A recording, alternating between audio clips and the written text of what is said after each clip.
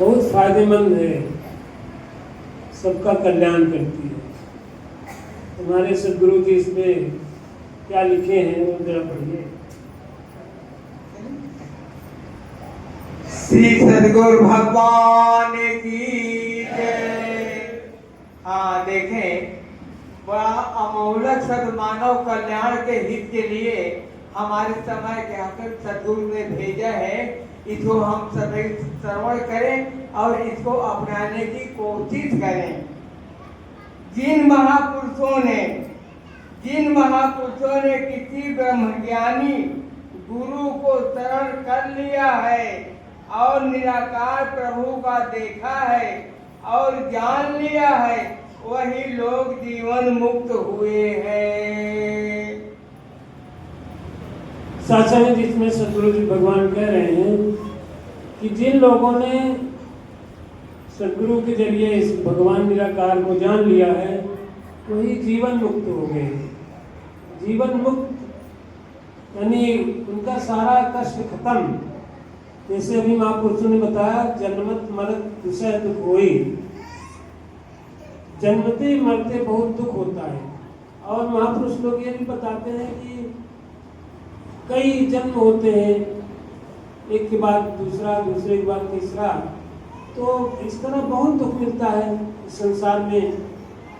जब तक जीवन एक शरीर छोड़ा दूसरा धारण किया तो इसमें बहुत कष्ट होता है। बल्कि हम तो ये समझते हैं कि जीवन जन्म से मृत्यु तक, जन्मत मरत ही नहीं तो ठीक ही है, जन्म से मृत्यु तक बहुत कष्ट झेलता है आदमी संसार में जब तक रहता है।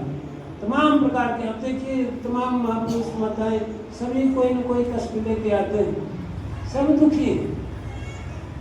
बड़ी चिंता लोगों को होती है, बहुत कष्ट पाते हैं। तो जब से जन्म लिए तब से कहीं बीमार है, कहीं कुछ है, कहीं चोट लग गई, कहीं कितना पैसे का नुकसान हो गया, कहीं खेती बाड़ी बिगड़ गई, तमाम चिंताएं जब से जन्म लिए तब से, जब तक मृत्यु होगी नहीं तब तक ये सब लगा रहेगा।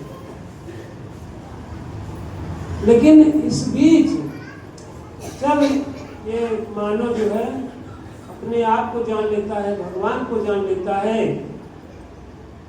अभी महापुरुष ने बताया ना कि भगवान को मानिए नहीं।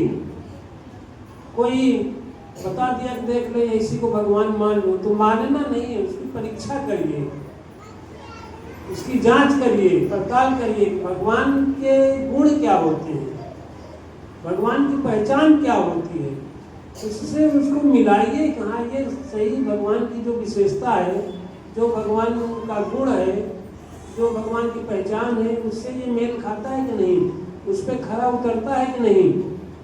हमारे बाबा जी ये सब बताते हैं कि देखो भगवान कौन है, 9 तत्वों को बता देते हैं। उसके बाद ये कहते हैं कि ये सब पेंशनहार है, सब नाशवान है। जो ब्रह्म है वो नाशवान नहीं है, वो हमेशा रहने वाला है, हमेशा रहता है और कभी खत्म नहीं होता और हर जगह है।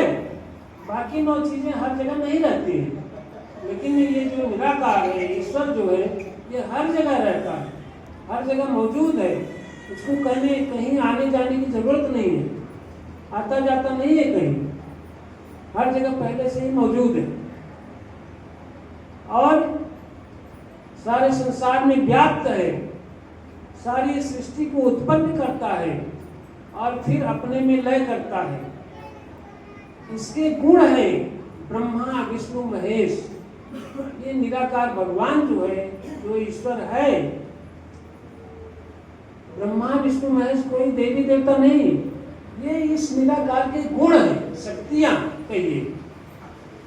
जैसे कोई पीएम है, पीएम की कितनी शक्तियां हैं वो लिखा है उसके अपॉइंटमेंट में, उसके संविधान में, उसके रूल्स में लिखा हुआ कि आपके पास कितनी शक्तियां, क्या क्या कर सकते हैं आप। राष्ट्रपति की कितनी शक्तियां हैं, वो क्या क्या कर सकता है, ये सब निर्धारित है। इसी तरह से भगवान की शक्तियां हैं, मूलतः 3 शक्तियां हैं, 3 गुण हैं, ब्रह्मा विष्णु महेश। ब्रह्मा के गुण से वो सबको उत्पन्न करता है, सृष्टि करता है।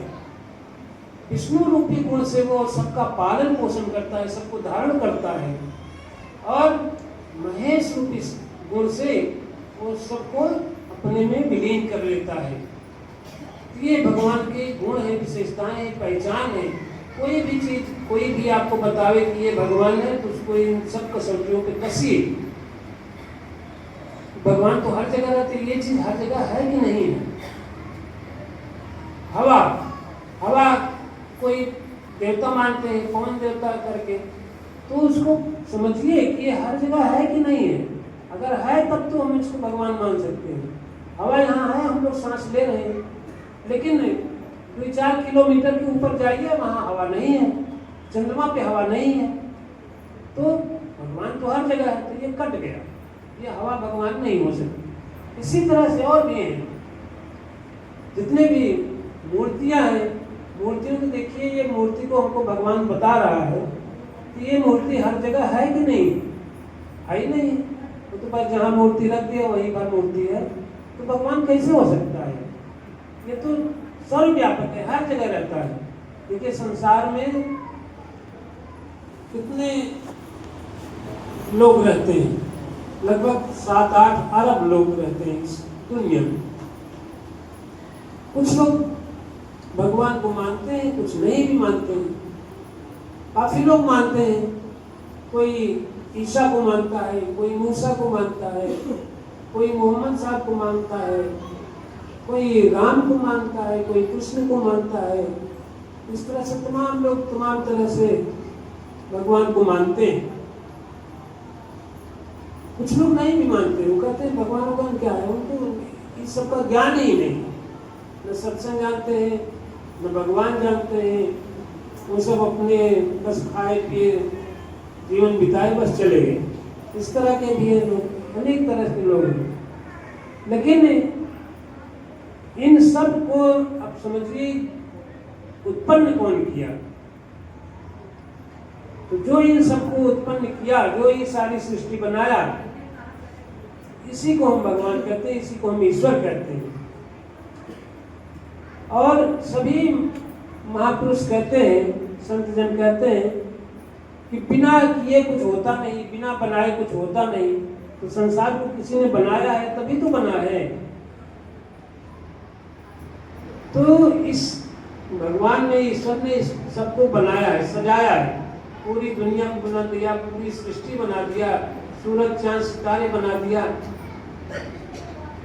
गैलेक्सी बना दिया, आकाश गंगा।